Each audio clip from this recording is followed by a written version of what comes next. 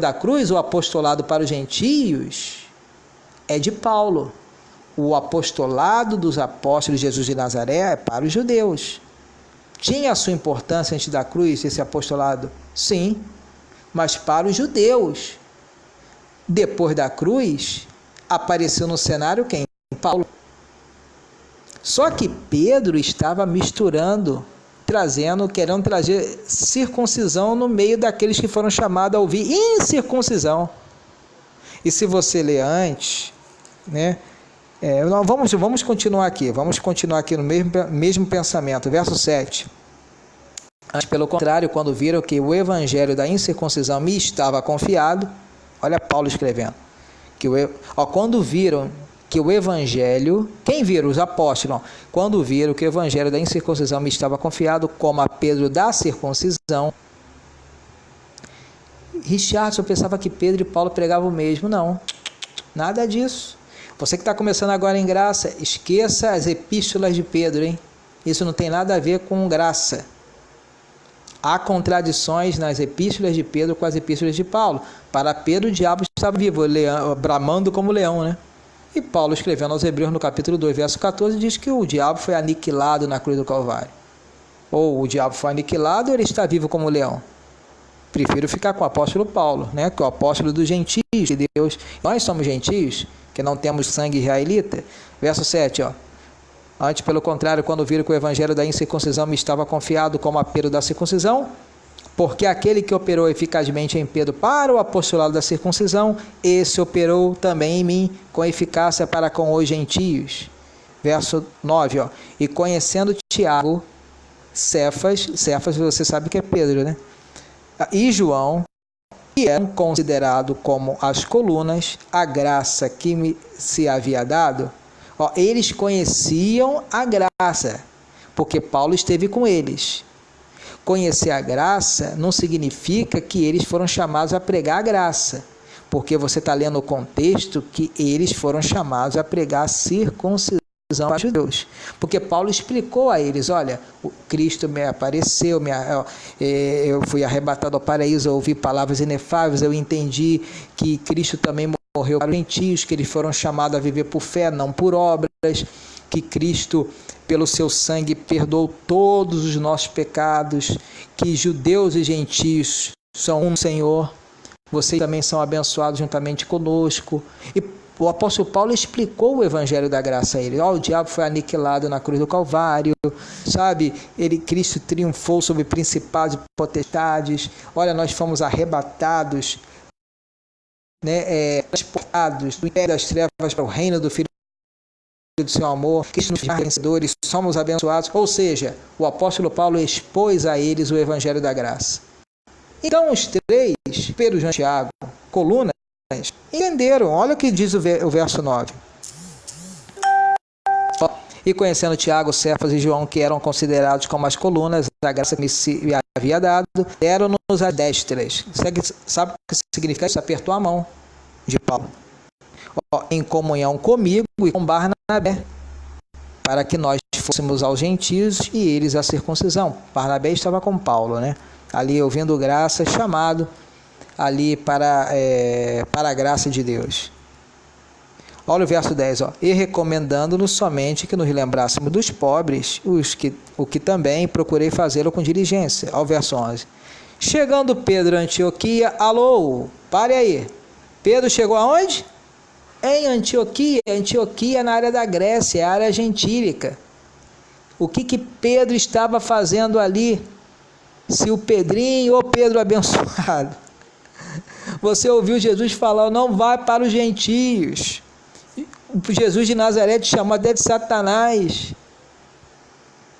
de opositor, você vai contra o decreto de Deus, e Deus que deu o decreto, Pedro os apóstolos para os judeus, Paulo para os gentios. Olha Pedro indo contra o decreto de Deus de novo aí. Alô?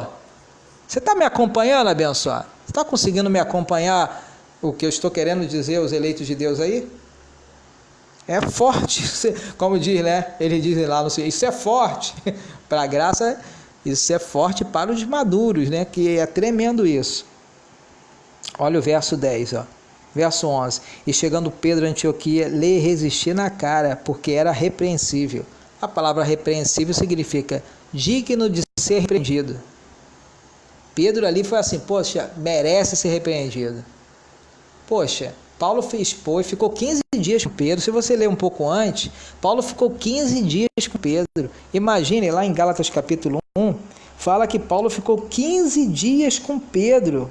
Você sabe que é ficar 15 dias numa casa que não tem internet? Lá no verso 18, ó, Gálatas 1,18, ó. Depois, passado 3 anos, fui a Jerusalém para ver a Pedro e fiquei com ele quantos dias? 15 dias. E não via nenhum outro dos apóstolos, senão a Tiago, irmão do Senhor. Então, Paulo ficou 15 dias com Pedro, sem internet, sem televisão, sem rádio. Imagina, 15 dias batendo papo. Pedro, olha, 15 dias falando dos mistérios revelados da graça de Deus. E Pedro lá do lado dele, poxa, Paulo, realmente, tu foi chamado para os gentios. Paulo, parabéns, que tremenda missão que você tem, Paulo. Está imaginando o bate-papo de Pedro e Paulo? Paulo falando, o Cristo me chamou para os gentios. E você, Pedro? Olha, Cristo te chamou para os judeus. A circuncisão é para eles, né? E Deus me chamou com o evangelho da incircuncisão para os gentios. Pedro, não, Paulo, pode ficar tranquilo que isso aí é certo, sabe? Tremendo, né? Eu prego, Deus te abençoe, e você prega que nós já somos abençoados. Que tremendo, Paulo, que palavra tremenda. Aí depois, passado alguns tempo, né, alguns anos, poxa, Pedro lá na Antioquia. Aí Paulo viu Pedro e falou assim, Pedro, não, esse aí é digno de ser repreendido, vou repreender ele na frente de todo mundo. Vamos lá, verso 11. E chegando Pedro a Antioquia, lhe resistia na cara, porque era repreensível. Verso 12, porque antes, olha a atitude de Pedro, porque antes que alguns tivessem chegado da parte de Tiago, comia com gentios, mas depois que chegaram, se foi retirando e se apartou deles, temendo os da circuncisão. Então Pedro estava lá dissimulando, né? Comendo com gentios. Somos abençoados, somos prósperos, somos ricos. Aí veio Tiago, né? Imagina o Tiago, legalista, com os da circuncisão. Ih, caramba, tá chegando o Tiagão aqui, eu tenho que, sabe? Tiago é brabo, hein? Então tem que... Deus te abençoe, irmão. Temos que pagar o preço.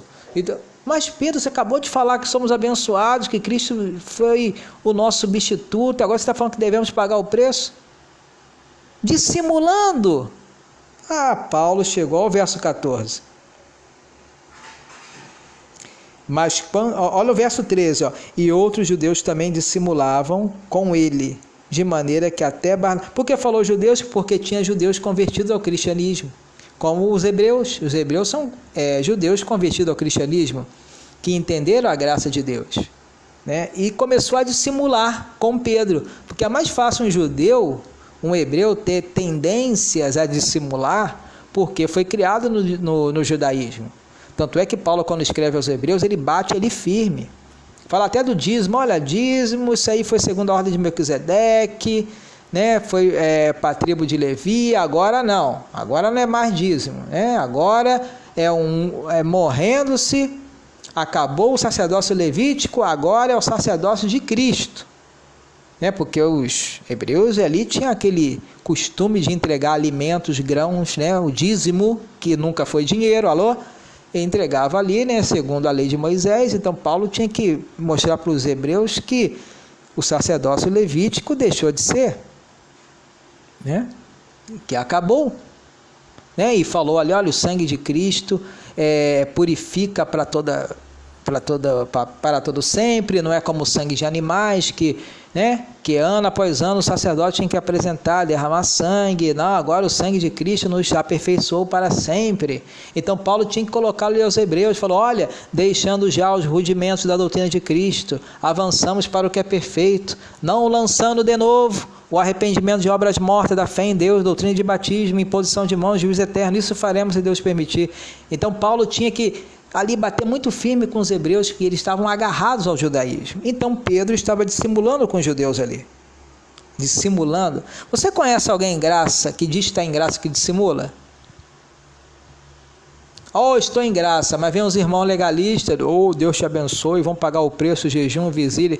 Isso aí é um espírito com E minúsculo, ou seja, comportamento, não é um espírito voando, é um comportamento, é um procedimento pedrino. Pedro dissimulava, né? E Pedro, olha o verso 14, ó. Verso 13, e outros judeus também dissimulavam com ele, e de maneira que até Barnabé se deixou levar pela sua dissimulação. Barnabé, que estava com Paulo, começou também a viver como legalista ali, dissimulando. Aí Paulo, no verso 14, diz: mas quando vi que não andavam bem direitamente conforme a verdade do Evangelho, não andavam bem de acordo com a verdade do Evangelho. Pedro não estava firme na verdade do Evangelho. Então, desconfie que Pedro falou lá. Olha a sabedoria do irmão Paulo. Muitos não entendem, como também distorce a demais escritura. Desconfie dessa palavra de Pedro. Pedro nunca foi confiável.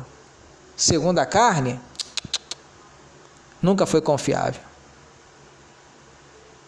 Mas ninguém conhecemos segundo a carne. Sim, a ninguém.